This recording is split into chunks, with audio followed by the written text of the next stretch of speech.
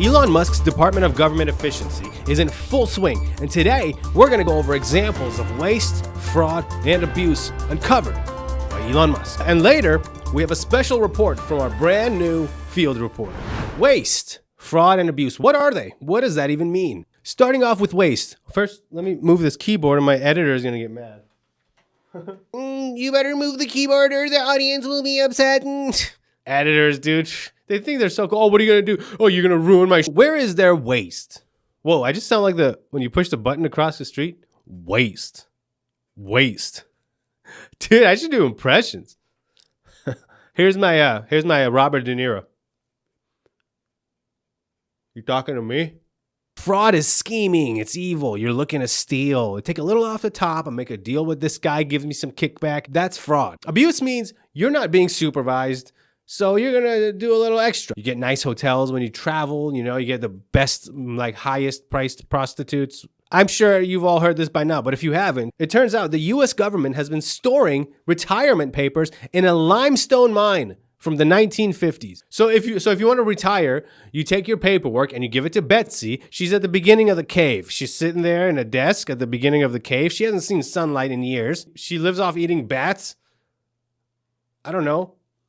This is my assumption. She puts it in a folder and she hands it off to another guy who goes down into the mine where they're kept, stored, and protected by the security officer. Dude, what? Okay, imagine that you heard they're doing this in Afghanistan.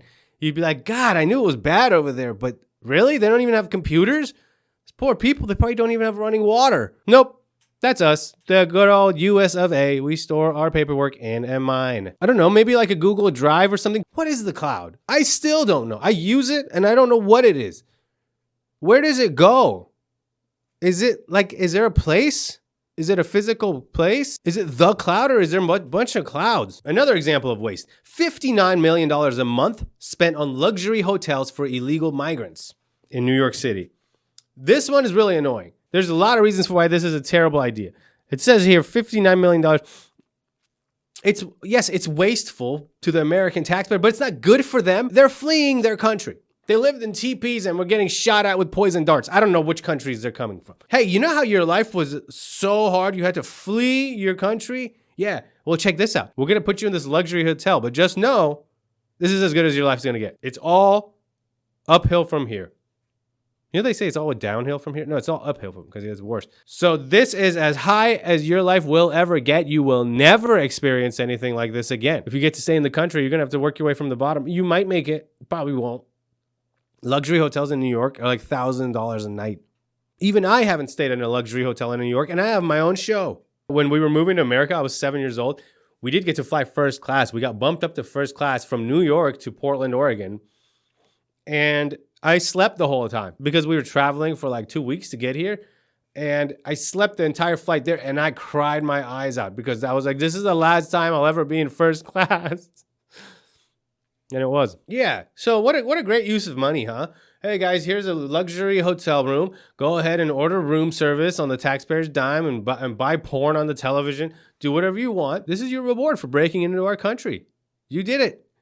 You were able to break into an open border. Congratulations. We shouldn't even house them if they're illegal immigrants. But if we are, how about like a Motel 6? Let's put them in a Motel 6 with some questionable stains on the bedding and stuff.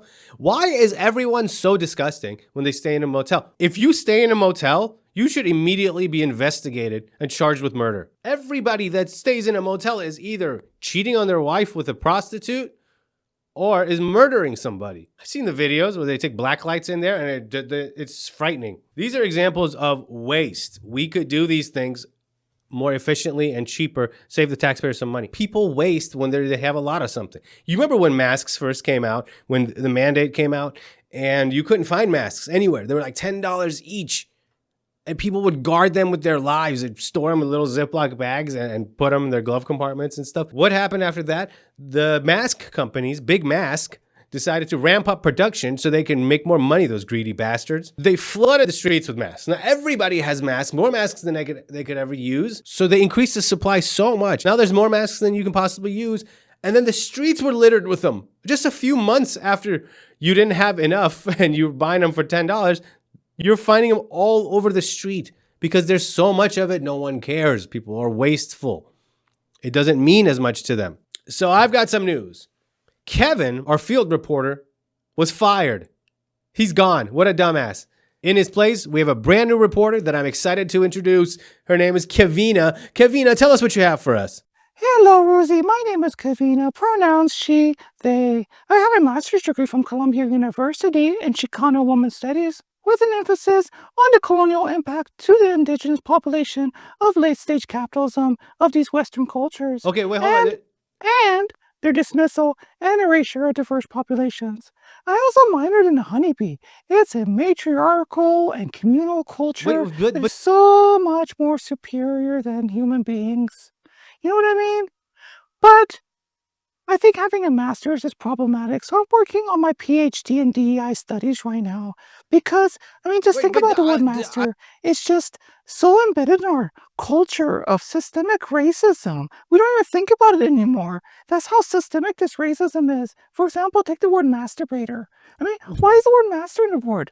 Who are we encouraging to be subjugated here? Huh? Why are we encouraging repression? In fact, I spoke to my congresswoman and said, hey, we got to get rid of this word from the vocabulary. Did anybody even interview her? I thought you were going to give us a report on Doge. What are you talking about? Like, I don't even know what is going on. Do you have anything actual important? Hey, why are you looking at me that way? Don't pretend like you don't know what you're doing. You're looking at all of us women like we're crazy. Do I look crazy to you? Huh? Do I look crazy to you? Why are you all the same? You're all the same. Down with the patriarchy. Down with the patriarchy. Okay, Kevina. Okay, thank you so much, Kevina. Dear God, what have I done? Now let's go over fraud. I found a really good example of fraud. It turns out that Boeing, the airplane manufacturer, they also make soap dispensers. I don't know. It turns out that Boeing was overcharging the U.S. Air Force by 8,000% for soap dispensers. For soap dispensers? What are they, space soap dispensers? That's fraud. That's fraud. For sure. Because I don't know how much a soap dispenser costs. Okay? What, $20? $100? I don't know. But if I get a bill for $15,000, I'm going to call them like, hey, why are these so expensive? Maybe let's take a look at these. Maybe we get a quote from another soap dispenser. Maybe let's call Dial. Let's dial up Dial and see if they can give us little cheaper soap dispensers. Could save some money. This is clearly fraud. This is a guy in the government. He wasn't being supervised. Nobody was checking on him. He called his buddy up at Boeing. He's like, hey, dude, no one's watching. Why don't you overcharge me by 800%? I'll sign off on it. And then just give me like 500 of the percents. It's fraud. Fraudulent. Another example of fraud is just the name USAID. They made it sound like USAID. They did this on purpose, according to a guy I heard on Joe Rogan, but I forgot his name. So it sounds like aid. Oh, the children in Africa that are covered in flies. Yeah, we're just going to give them some water and shelter and electricity and little plastic laptops and stuff so they can have education. You think that's what USAID is? Who's going to say no to that? We're nice people. We want to help. But it's USAID, USA International Development. That means we're going to come to your country and we're going to teach you values. You damn animals. We're going to come and teach your kids how to be a goddamn human being because you can't do it. You're foreign. What the hell do you know? That's what it is, man. And that's fraud. It's fraud because they hid it. They hid the agenda using the name. We thought we were helping that kid that was covered in fly, but no, we're putting on trans opera shows in Uganda and we're doing Iraqi Sesame Street. Obviously, that's not necessary. Come on. What blows my mind is the far left will argue about anything, even something that's as obviously wrong as the stuff we're doing with USAID. How come I'm not hearing anybody from the left say, yeah, you know what? I'll admit it. Maybe we shouldn't be putting on a trans opera in Colombia. Maybe we shouldn't spend $2 million on that of taxpayer money. Okay, I'll admit it. Everything else is bad, though. Trump's bad. But this should be the one issue that is bringing everyone together. And it's bringing most people together. The hate they have for this guy. You guys wanted electric cars. You guys said all the cars should be electric because it's good for the environment. Well, that's what he's making. And then you call him the Nazi mobiles and stuff. Because he did what you think is a Nazi salute. He held his heart and he said hi to people. It kind of resembled a Nazi salute. But there's videos of the left doing all this too. There's tons of videos of the left doing things that look way closer to the actual Hitler salute than what Elon did. Watch what Alexandria Ocasio-Cortez does in this video. Yet she goes out and she calls him Hitler. She says he's a Nazi. What she did is far closer to what Hitler did than what he did, as far as the salute goes. God, dude, I hate her. I hate her and her giant donkey teeth. She's the worst. Abuse is a lot more difficult to define because who's to say what was needed and what wasn't needed? But abuse is, you're not trying to steal. You're not trying to be a thief, but no one's watching you. That's human nature. There are a lot of people out there that will, if left alone, put their hand in the cookie jar. If you're not watching people and there's just so much money to go around, they think, hey, it's not going to make a dent if I stay at a 5-star hotel versus a 4-star hotel. Let me just do that. If I get the nicer prostitute, yeah, she's a little more expensive, but who cares? It's not going to make a dent. If you don't supervise people, they will take advantage of you. That's why every business, every household, every school, every government has a leader. Because people left to their own devices will not work efficiently. Let me give you an example of abuse. We had a teacher in high school, and on exam days, for some reason, he would always come in hungover. I think he would just get blasted the night before because he knew he could just sit there and kind of nap while we took a test. During the year, we all did homework, and he graded them pretty fairly along the way, and we would all take our exam, and then he would let us go up to his computer and enter whatever grade we think we got. So naturally, people started giving themselves super high grades to boost their grade. I gave myself 150% on the final, which was like third of our grade. Gave myself 150%. I easily got a C in that class. Easy. Speaking of teachers, just to go a little off topic, we just had this other teacher, and he did this really funny thing where he would go to lunch with like a young man, and then on the way home, he would diddle their giblets, if you know what I mean. He would hangle their dangles, if you know what I'm talking about. He would use his hand to grab their penises, if you catch what I'm saying. So that was funny. He got put in jail. He actually diddled a couple of my friends. Yeah, he never diddled me, though. Which, I mean, it's not like I wanted to necessarily get diddled, but you, like, if you're gonna diddle kids, you gotta diddle everybody. You can't just diddle the cool kids. And you know what, like, how hard that is for a young man? I went to lunch with him. I was diddleable. He did once. Whatever, dude. Whatever. I don't know. It's like shitty. Like, you just come to school, like, hey, what happened at lunch yesterday? Oh, he diddled me. Oh, cool.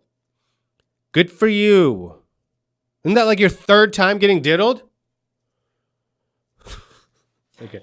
So another interesting thing that's been going on is this show is starting to actually affect my real life. Now that we're getting to this Department of Government Efficiency stuff, they're getting mad at me. I'm losing friends over it. Well, something hits home and it affects these people directly. Now all of a sudden they're mad. They didn't get mad when I said we're going to use the people of Greenland as human shields in case Russia attacks us with nukes. They thought that was funny. I didn't get any backlash for that. But we made a short where we make fun of the people losing their jobs due to Doge, the people that have insane jobs that they shouldn't have. And they should lose their jobs. And they're getting upset with us about that. I lost a bunch of friends over this short that we made. Here, play it for them right now. Watch. So Donald Trump has been president for a little under a month now, and he's already ruining the country. So Elon Musk comes in, unelected, just because he's buddies with Trump. He comes in here and he starts slashing government spending.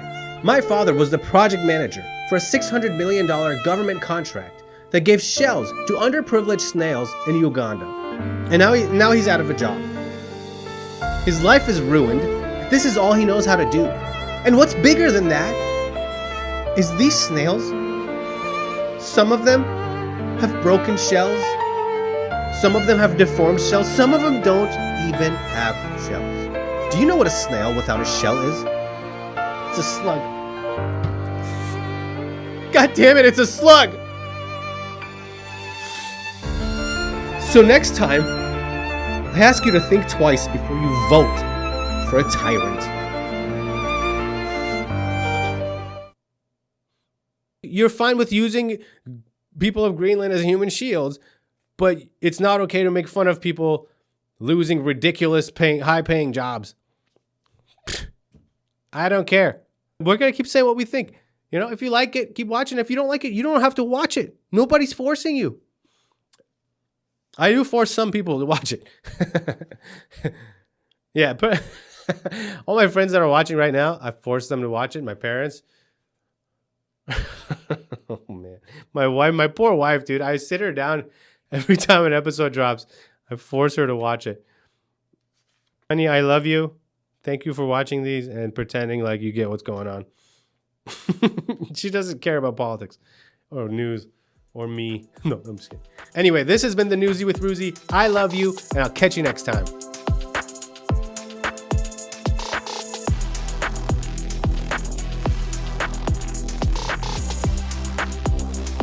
Stuff up here on my mouth.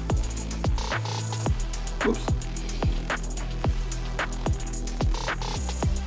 Hello, Roozy.